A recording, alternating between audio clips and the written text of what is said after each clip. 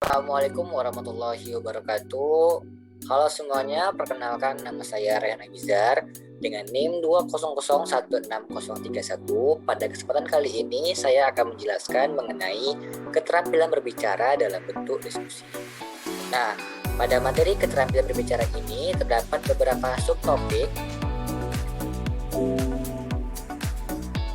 Yang pertama adalah pengertian diskusi. Yang kedua ada langkah-langkah diskusi. Yang ketiga ada hambatan diskusi. Yang keempat ada tempat duduk berdiskusi. Yang kelima ada unsur-unsur diskusi. Yang keenam ada manfaat diskusi. Yang ketujuh ada jenis-jenis diskusi. Dan yang terakhir kedelapan praktik diskusi. Nah, langsung saja pada kesempatan kali ini kita akan memasuki subtopik yang pertama, yaitu pengertian diskusi. Jadi, pada hakikatnya, diskusi itu berasal dari bahasa Latin, yaitu discussus, yang terbagi menjadi dis dan cultures.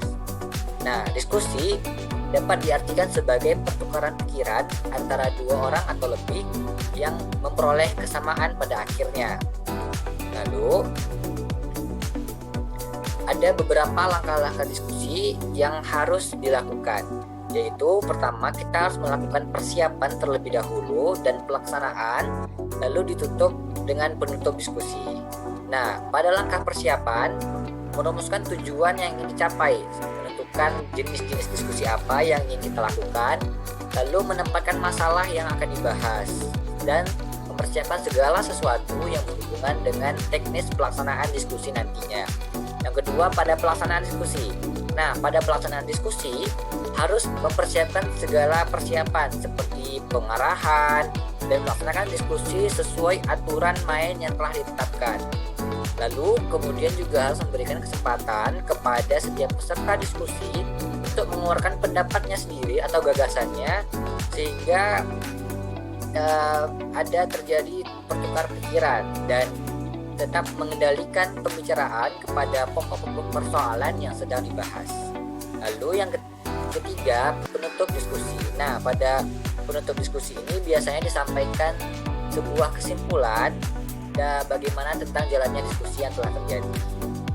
Baiklah, kita lanjut ke topik selanjutnya, yaitu hambatan diskusi. Nah, pada hambatan diskusi terdapat beberapa faktor.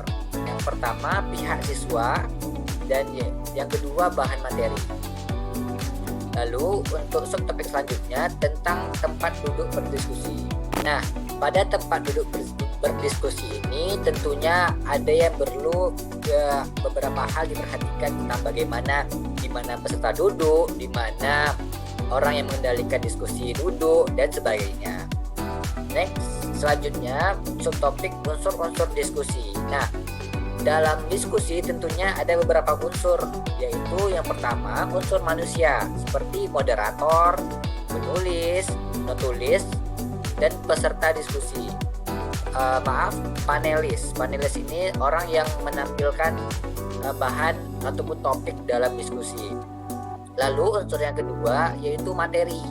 Nah, materi ini tentunya sesuai seperti topik dan tujuan dari diskusi. Yang ketiga ada unsur fasilitas seperti tempat, ruangan, dan perlengkapan. Selanjutnya kita masuk ke subtopik manfaat diskusi.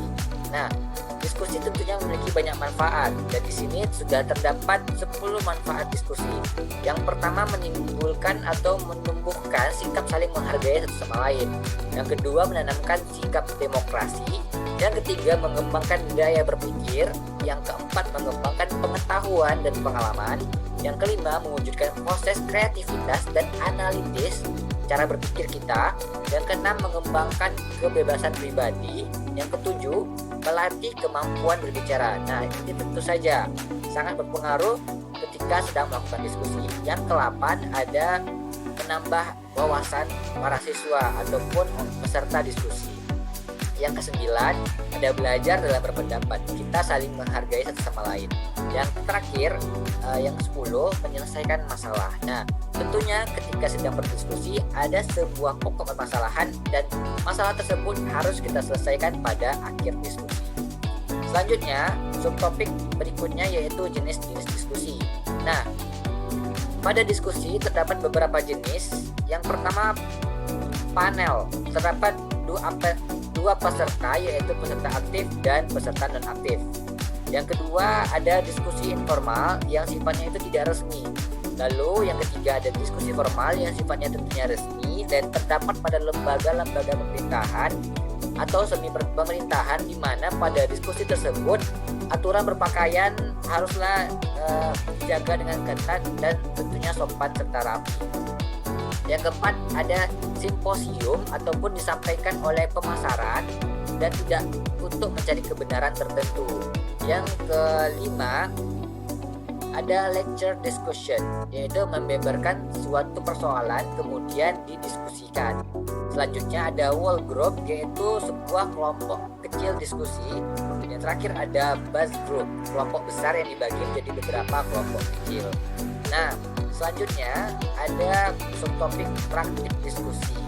Pada subtopik ini kita dikenalkan untuk melakukan praktek diskusi. Yang pertama tentunya harus ada perkenalan seperti ucapan selamat datang dari pemimpin diskusi, dan kemudian diantar ke dalam diskusi ataupun seperti pengantar dalam diskusi. Yang ketiga, ada menciptakan suatu suasana ataupun situasi yang saling percaya. Yang keempat, penjelasan tentang jalannya diskusi. Yang kelima, tentu diskusinya sendiri. Yang keenam, ada rangkuman ataupun kesimpulan. Dan yang terakhir, ada penutup dan notulen. Nah,